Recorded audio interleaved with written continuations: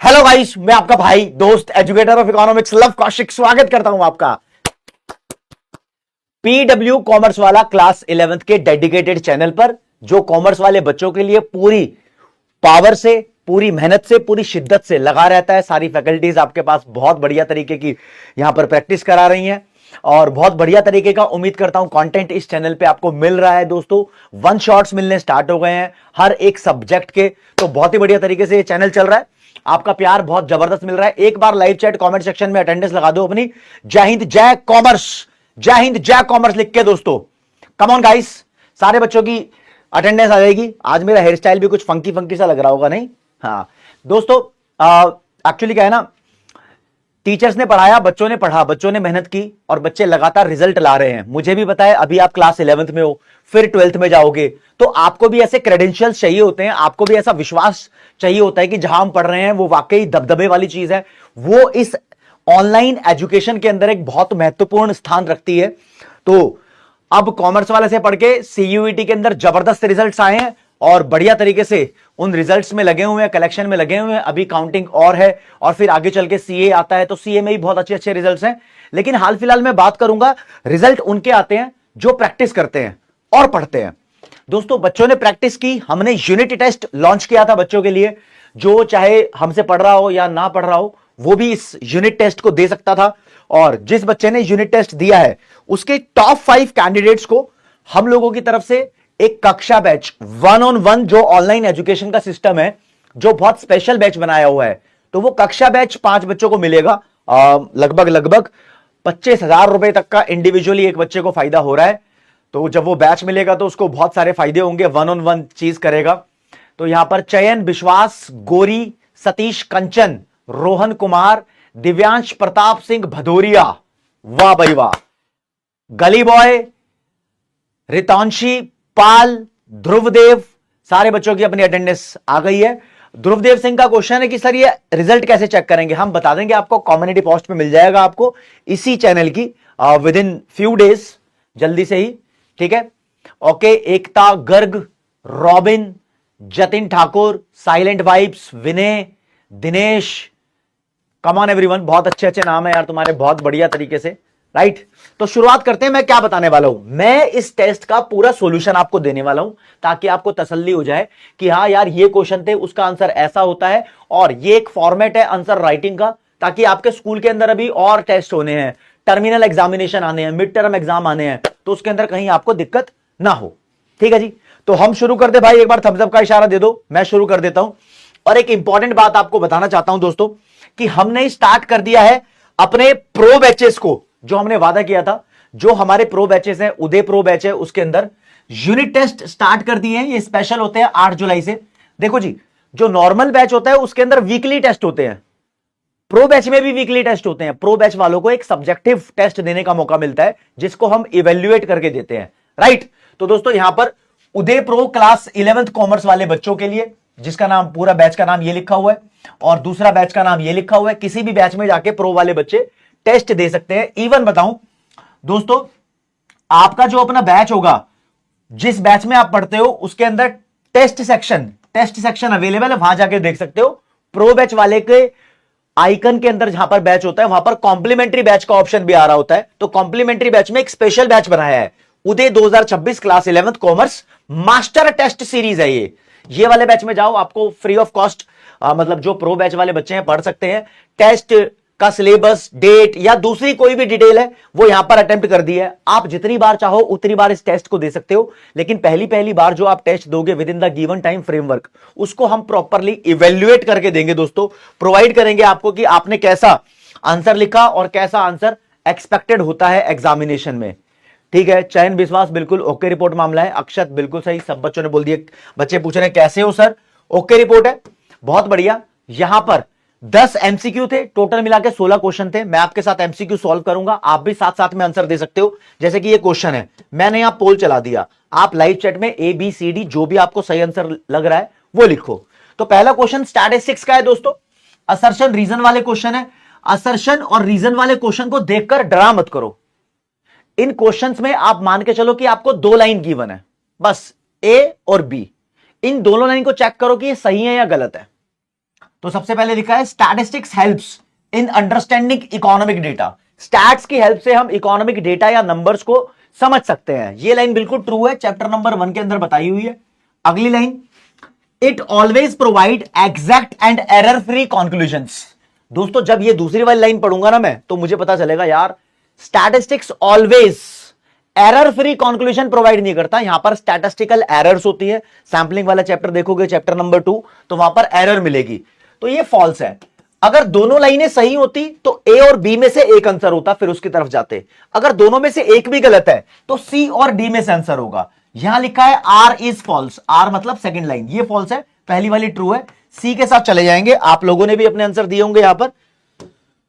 तो यहां पर आंसर देने में ध्रुवदेव, गर्वांश, दिनेश, कुमुद गोयल और आदर्श टॉप 5 कैंडिडेट है। अगला क्वेश्चन पे चलेंगे दोस्तों। अगला क्वेश्चन भी कुछ इस तरीके का है, मैं ज्यादा आपका टाइम लूंगा नहीं, बहुत बढ़िया तरीके से इसको क्रैक कर रहे हैं, है ना। तो क्या लिखा है पहली लाइन, पहली लाइन राज्य यहां लिखी है, आ जाओ। A change in the quantity demanded of one commodity due to change in the price of another commodity is known as cross demand. ये बच्चे बहुत कम पढ़ते हैं। थ्योरी ऑफ डिमांड के अंदर कॉन्सेप्ट होता है ये, एक का प्राइस चेंज होगा तो दूसरे की डिमांड चेंज हो जाएगी। ऐसी डिमांड को हम क्रॉस डिमांड बोलते हैं। क्रॉस डिमांड दो गुड्स के केस में होती है, कॉम्प्लीमेंट्री और सब्स्टिट्यूट। एक का प्राइस बदलता है, दूसरे की डिमांड बदल जाती है। पेप्सी महंगी होती है, कोक की डिमांड बढ़ जाती है। पेट्रोल महंगा होता है तो कार की डिमांड गिर जाती है। तो ये क्रॉस डिमांड है, आपस में डिमांड का कनेक्शन। लाइन बिल्कुल सही है। Change in consumer income lead to change in demand. Consumer की इनकम बढ़ेगी तो भी डिमांड बढ़ेगी, बात सही है। अमीर होने से नॉर्मल गुड्स की डिमांड बढ़ती है, इनकम बढ़ने से इंफीरियर गुड्स यानी घटिया चीजों की डिमांड गिर जाती है। दोनों बातें सही हैं, तो सी और डी की तरफ नहीं जाएंगे। लेकिन दोस्तों दोनों बातें आपस में कनेक्टेड नहीं है। मतलब पहली बात इसलिए ट्रू नहीं है कि दूसरी बात ट्रू हो, दोनों आपस में अलग अलग सही हैं। तो इसलिए बोथ सही हैं ए और आर, लेकिन जो सेकंड वाली लाइन है वो ए को जस्टिफाई नहीं करती, इसलिए बी वाला is the right answer.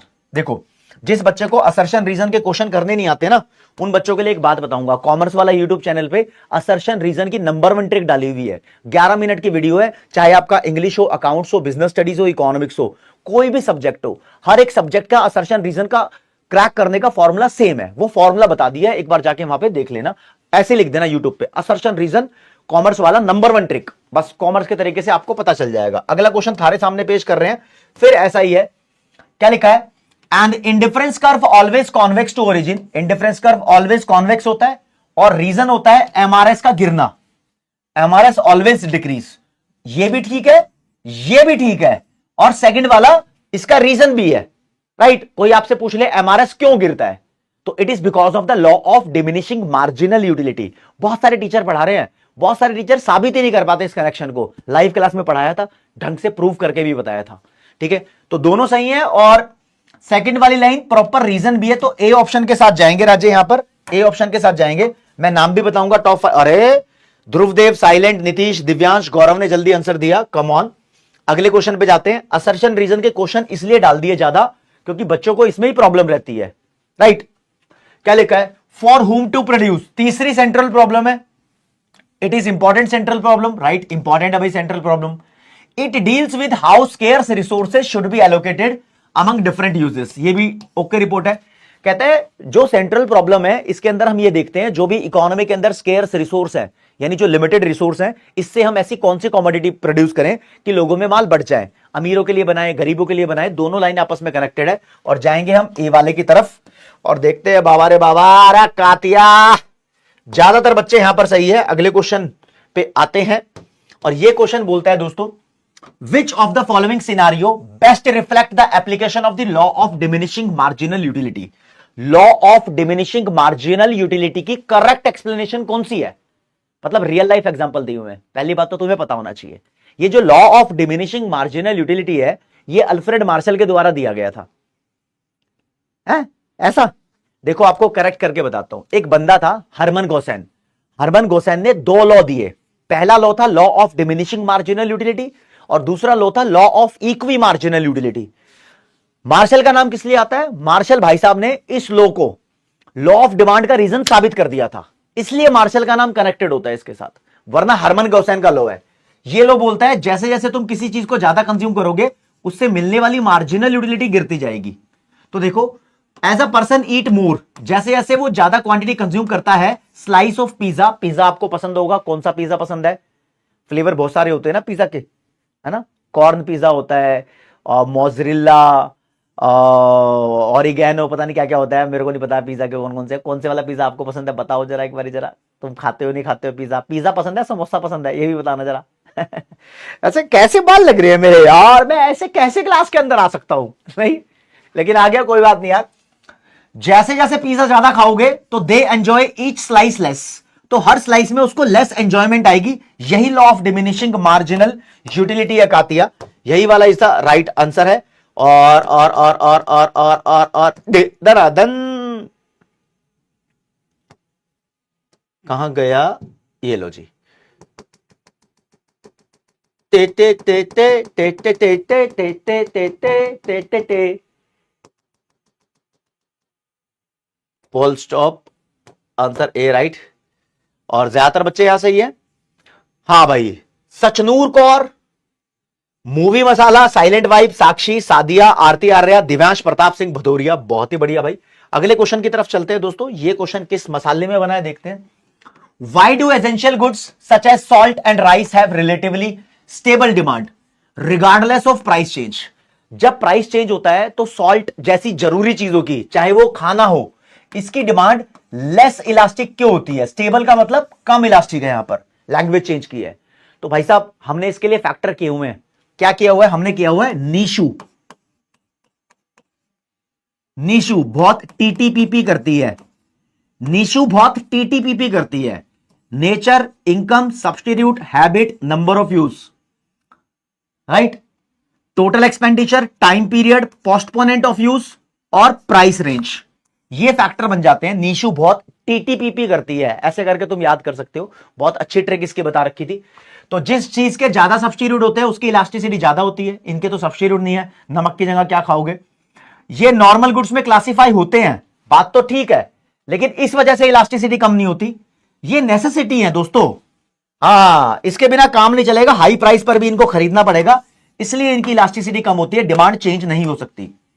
Actually क्या होता है ना, जिसकी डिमांड चेंज नहीं होती या चेंज करना मुश्किल होता है, उसकी डिमांड को लेस इलास्टिक बोलते हैं। चलो जी, जल्दी आंसर देने में Divyansh, Dhruvdev, silent vibe, robin और त्रिशा आगी आ गई है, बोल रही है मैं अब दिखाऊंगी, मैं थोड़ा लेट हो गई हूं। ओके, पोल चालू कर दिया। अब पॉलिसी मेकर सेस, एक पॉलिसी बनाने वाला लौंडा बोलता है the government should provide free electricity to all farmers to ensure food security. Which type of economic statement this? कहता है गवर्नमेंट को फार्मर को फ्री में बिजली देनी चाहिए। और मैंने आपको क्लियर ट्रिक बताई हुई है। इकोनॉमिक स्टेटमेंट दो तरीके की होती है, पॉजिटिव और नॉर्मेटिव। जहां पर भी शुड आ जाए, जहां पर भी शुड आ जाए वो नॉर्मेटिव है। आंख बंद करके ट्रिक का फॉलो करना और इसको थकाक कर देना, आंख बंद करके, जहां पर भी शुड आ जाए वही है। ठीक है जी। दिव्यांश, साइलेंट, ध्रुवदेव, गौरव और सोनाक्षी पाटिल इस बार है। अगले क्वेश्चन की तरफ चलते हैं दोस्तों। ये स्टेटमेंट वाले क्वेश्चन है, दो स्टेटमेंट गिवन है, आपने देखना है कौन सी सही है कौन सी गलत है, कहानी खत्म। ओके, हाँ, चलो जी। लिखा है classification of data means grouping of data according to similarities. किसी भी डेटा की फीचर्स को देखकर, उसकी कैरेक्टरिस्टिक्स को देखकर जब हम क्लासिफाई करते हैं तो वो डेटा एक तरीके से हमें बहुत क्लियर नजर आता है, और this is called classification, right? हम ग्रुपिंग कर रहे हैं डेटा की, राइट? बिल्कुल ठीक है लाइन। कहता है टेम्पोरल क्लासिफिकेशन में ग्रुप होता है data based on the geographical location. Geographical location के हिसाब से हम डेटा क्लब करते हैं टेम्पोरल क्लासिफिकेशन में। अब टेम्पोरल क्लासिफिकेशन का मतलब होता है टाइम वाली क्लासिफिकेशन।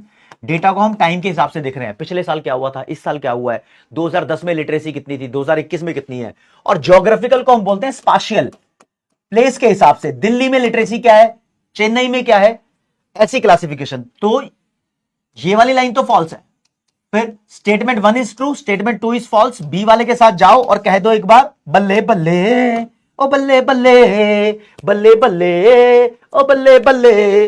ज्यादातर बच्चे सही है। दर्क्षा, गर्वांश, सादिया, संकल्प, ध्रुवदेव, वेरी गुड भाई। और ये 8वें, ये मैंने आपको एक्सप्लेनेशन भी दे दी है, यहां पर आपको मिल जाएगी। 9th नंबर पे देखो जी, ये लो जी, पोल चालू कर दिया। फिर से यही वाला क्वेश्चन है। Different individual derive varying level of satisfaction from consuming the same type of good. कहते हैं अलग अलग लोग है ना, एक कॉमोडिटी खाकर कंज्यूम करके अलग अलग लेवल की सेटिस्फेक्शन डिराइव करते हैं। वेरिंग का मतलब अलग अलग, डिफरेंट। जैसे कि एक बर्गर खाने से हो सकता है मुझे 10 यूटिल्स की यूटिलिटी मिली हो, लेकिन आपको मिली हो 15 की, हो सकता है। अलग अलग बंदे अलग अलग चीज खाएंगे तो अलग अलग लेवल की यूटिलिटी मिलती है, बात बिल्कुल ठीक है। इसको कहते हैं यूटिलिटी इज सब्जेक्टिव। सब्जेक्टिव का मतलब होता है पर्सन टू पर्सन डिफरेंट है utility. The ability of a good to satisfy want is known as utility. ये यूटिलिटी की डेफिनेशन भी है, राइट। हाँ, और भाई साहब यूटिलिटी को हम मेजर करते हैं in terms of utils under the cardinal utility approach. Ordinal में तो मेजर ही नहीं कर सकते, राइट। तो इधर मेरे को दोनों लाइन ठीक दिखाई दे रही हैं। ज्यादा करेक्ट लाइन है कौन सी? बी। जी हां, बी। ये डेफिनेशन सही है, अलग अलग लोगों को अलग अलग यूटिलिटी मिलती है, ये बात भी ठीक है, लेकिन आपस में ऐसा कुछ रीजन साबित नहीं हो रहा है यहां पर, इधर, राइट। जी हां, ज्यादातर बच्चे सही हैं। और ये 10वां क्वेश्चन आपका, लिमिटेशंस ऑफ स्टैटिस्टिक्स कौन सी नहीं है? ठीक है, स्टैट्स को मिसयूज कर सकते हैं, बिल्कुल कर सकते हैं। स्टैट्स क्वालिटेटिव फेनोमेनन को स्टडी नहीं करता, बिल्कुल ठीक है। स्टैटिस्टिकल लॉ हमेशा एग्जैक्ट नहीं होते, बिल्कुल ठीक है, तीनों लिमिटेशन है। Stat deal with aggregate of facts, stats facts के कलेक्शन के साथ डील करती है, राइट। हाँ, ये बात तो ठीक है, तो ये बात ठीक है, तो ठीक है, लेकिन ये लिमिटेशन नहीं है, फंक्शन है स्टैट्स, कैरेक्टरिस्टिक्स है स्टैट्स की। तो 10 क्वेश्चन हमारे हो गए। फिर हमने 3-3 नंबर के क्वेश्चन आपसे पूछे थे। जैसे कि पहला क्वेश्चन आपके सामने, यहां पोल चालू करना बनता नहीं है, आपका लीडर बोर्ड दिखाऊंगा भाई। देखो, लिखा है differentiate between singular and plural sense of statistics. तो ये बोला है why is it important to understand both meanings. भाई सिंगुलर का मतलब पूछा है, सिंगुलर स्टैट्स का मतलब होता है कोपाई, मतलब कलेक्शन, ऑर्गेनाइजेशन, प्रेजेंटेशन, एनालिसिस और इंटरप्रिटेशन, ये होता है सिंगुलर स्टैट्स। सारे steps singular stats. Plural stats का मतलब होता है राज्य सिर्फ नंबर्स, जो एग्रीगेट ऑफ फैक्ट्स होते हैं उसको बोलते हैं प्लूरल स्टैट्स, राइट। इस चैप्टर का वन शॉट भी डाल रखा है मैंने कॉमर्स वाला यूट्यूब चैनल पे। अगर आप लिखोगे introduction to statistics in economics commerce वाला, तो आपको इस चैप्टर का प्रॉपर वन शॉट मिलेगा विद ट्रिक्स, कैसे याद करते हैं चीजों को, कैसे अपने अंदर रिटेन करते हैं, आपको मजा भी आने वाला है। दोनों के डिफरेंस बताओगे, एग्जांपल दोगे। एक स्टूडेंट के क्लास के अंदर 72% नंबर आए हैं, तो ये एग्रीगेट बता दिया आपने, उसका टोटल नंबर के साथ बता दिया। अब उसको नंबर के साथ तुम बताओगे कैसे डेटा इकट्ठा किया, उसको ऑर्गेनाइज किया, प्रेजेंट किया, उससे एनालिसिस निकाले, तब बनेगा वो सिंगुलर। ठीक है, why it is important to understand both, दोनों का अंडरस्टैंडिंग जरूरी क्यों है, ये बताने का भी आपको नंबर मिलेगा। तो इस तरीके से आपको डिवीजन दी हुई है दोस्तों। इधर सिंगुलर स्टैट्स का मीनिंग दिया हुआ है, एग्जांपल दिया हुआ है, प्लूरल स्टैट्स का मीनिंग और एग्जांपल, और फिर इंपॉर्टेंस बताई हुई है। लिखा है understanding both meaning is important because the plural sense gives the raw data. Plural sense से हमें रॉ डेटा मिल जाता है, मतलब ओवरऑल इतना डेटा है। फिर सिंगुलर सेंस काम में आती है, पहले प्लूरल फिर सिंगुलर, रॉ डेटा मिल गया प्लूरल। अब इसका मैं collection, presentation, organization, division, mean, mode, median निकालूंगा, वो सब सिंगुलर में आएगा। तो while the singular sense help us use that data meaningfully, इसको मीनिंगफुली निकालो, कंक्लूजन निकालो, पॉलिसीज बनाओ, कंपैरिजन करो, ये सिंगुलर में होता है। 2 मार्क्स मिलेंगे दोस्तों दोनों की डेफिनेशन के, 1 मार्क मिलेगा एग्जांपल का। ये क्लैरिटी से आपको समझा भी दिया है। ओके, रिपोर्ट है। दिव्यांश प्रताप कह रहा सर लीडर बोर्ड दिखा दो, अभी दिखाऊंगा। 4-5 क्वेश्चन रह गए तुम्हारे। लो जी, एक क्वेश्चन है कंज्यूमर इक्विलिब्रियम से माइक्रो इकोनॉमिक्स का। Suppose a consumer has 100 to spend, consumer की मनी इनकम है 100 रुपए, 100 रुपए। The price of good X is 20, good X का प्राइस है 20, okay. And price of good Y is 10, good Y का price है 10, P Y. Consumer consume 3 units of good X and 4 units of good Y. Good x की quantity 3 consume करता है, good Y की quantity 4 consume करता है। Is the consumer with in the budget, consumer अपनी औकात में है क्या? चेक कर लेंगे भाई साहब। एक्स की क्वांटिटी 3 और वाई की क्वांटिटी 4, तो खर्चा निकाल लेंगे। प्राइस ऑफ एक्स कितना है? 20। कितनी क्वांटिटी खरीदी एक्स की? 3। प्राइस ऑफ वाई कितना है? 10। कितनी क्वांटिटी खरीदी वाई की? 4। तो 60 रुपए ये इस पे खर्च चुका है, 40 रुपए ये इस पे खर्च चुका है। जी हां, पूरे 100 रुपए खर्च दिए हैं, अपनी औकात में है। आप बोलोगे जी हां मैं हूं खलनायक, यानी अपनी औकात के अंदर खर्चा कर रहा हूं, बिल्कुल ओके रिपोर्ट है। अच्छा जी, also explain if the consumer equilibrium condition is satisfied. Consumer equilibrium में है या नहीं है। MUX MUY दिया हुआ है भाई, पहले निकालो MUX अपॉन PX, फिर निकालो MUY अपॉन PY। तो MUX आपको दिया हुआ 40, प्राइस दिया है इसका 20, इसका आंसर 2।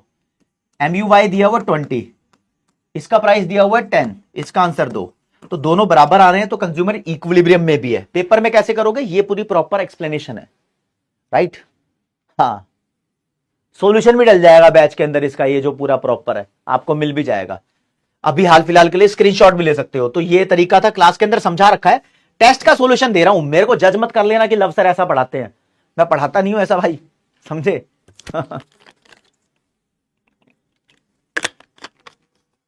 दिव्यांश प्रताप कह रहा है सर मेरे 25 में से 25 आ रहे हैं, गिफ्ट रेडी रखो। वाह भाई वाह, बहुत बढ़िया, बढ़िया है।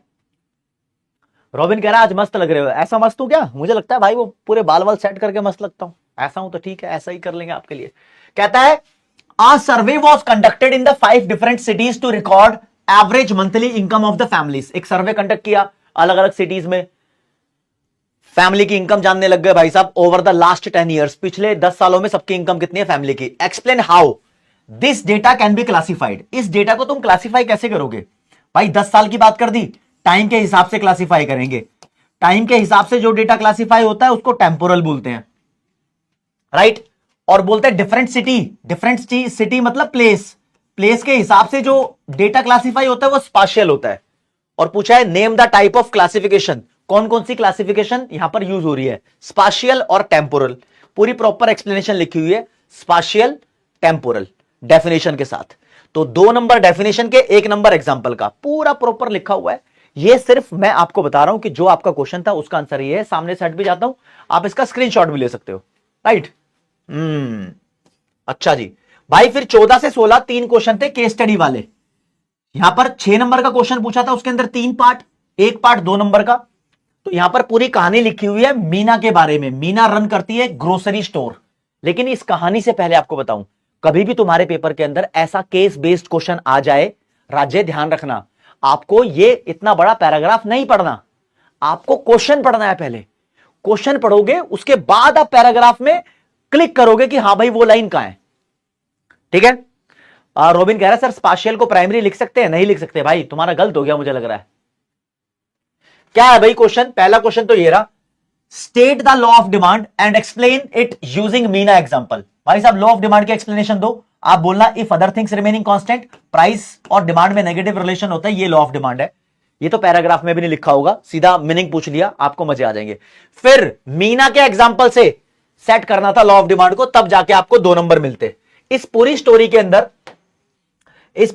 के अंदर अगर आपने पढ़ी हो, क्योंकि आप लोगों ने टेस्ट दिया है, राइट, तो यहां पर लॉ ऑफ डिमांड की स्टेटमेंट भी लिखी हुई है, ठीक है। और फिर यहां पर मीना की ऑब्जर्वेशन भी लिखी हुई है कि भाई मीना ने घी और स्वीट्स की डिमांड बढ़ा दी जब उसके दूसरे फैक्टर्स बदले, राइट, हां फैक्टर बदले। और व्हेन पीपल रिसीव्ड बोनस और सैलरी हाइक, लोगों की इनकम बढ़ी तो डिमांड बढ़ गई। लेकिन ये लॉ ऑफ डिमांड नहीं है। लॉ ऑफ डिमांड में यहां दिया हुआ है, हां, when she reduce the price, Meena ने प्राइस कम कर दिया अपनी ग्रोसरी की दुकान का, ठीक है, और मोर कस्टमर स्टार्टेड बाइंग इट, ज्यादा लोगों ने इसको खरीद लिया। ये लॉ ऑफ डिमांड प्रूव हो गया यहां पर। और जब इसने प्राइस बढ़ाया तो भैया लोगों ने कम खरीदना स्टार्ट किया, फ्यूअर बायर्स केम। तो इसने जब प्राइस बढ़ाया लोगों ने डिमांड गिरा दी। दुकान वाली है ना ये, तो लॉ ऑफ डिमांड अप्लाई कर रही है। तो सीधा सीधा ये लो जी, लॉ ऑफ डिमांड की पहले स्टेटमेंट देनी थी, और फिर मीना के केस में जब इसने प्राइस रिड्यूस किया तो क्या हुआ, और जब प्राइस इंक्रीज हुआ तो क्या हुआ। दोनों में से एक बात लिख दो, प्राइस रिड्यूस किया तो ज्यादा लोग खरीदने आ गए, कहानी वहीं खत्म हो गई। अपने हिसाब से केस स्टडीज की लैंग्वेज भी चेंज कर सकते हो, कोई दिक्कत नहीं है। ये बोलता है identify any 2 determinant of demand other than price from the passage. देखो जी, मैंने आपको test, income, price, population, expectation और रिलेटेड गुड टिप पर कह के 6 फैक्टर याद करवा रखे हैं।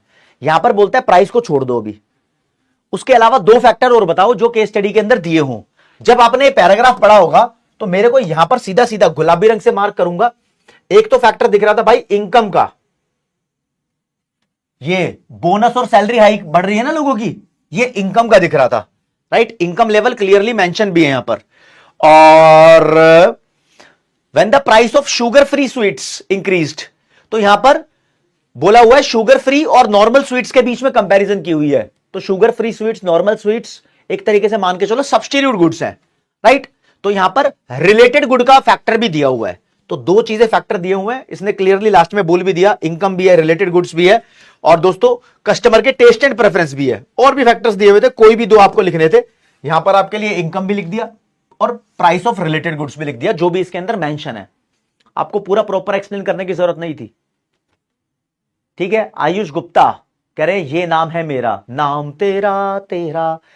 ध्रुव देव कह रहे ज्योग्राफिकल लिख सकते हैं क्या स्पाशियल को? जी हां लिख सकते हैं, कोई दिक्कत नहीं है, बिल्कुल लिख सकते हैं।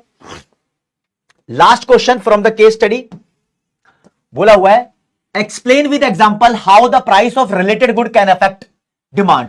एग्जांपल के साथ बताओ रिलेटेड गुड का प्राइस कैसे डिमांड को अफेक्ट करता है। तो आप यहां पहले सब्स्टिट्यूट का एक साथ, सब्स्टिट्यूट का अलग से बताओगे कि भाई यहां पर एक का प्राइस बढ़ता है तो दूसरे की डिमांड बढ़ जाती है। ऐसा इधर नॉर्मल स्वीट्स और शुगर फ्री स्वीट्स में हुआ। और फिर जब तुम बताओगे कॉम्प्लीमेंट्री, कॉम्प्लीमेंट्री को कॉम्प्लीमेंट्स भी लिख सकते हो, कोई बुरा नहीं मानेगा। यहां पर एक का प्राइस बढ़ता है तो दूसरे की डिमांड गिरती है।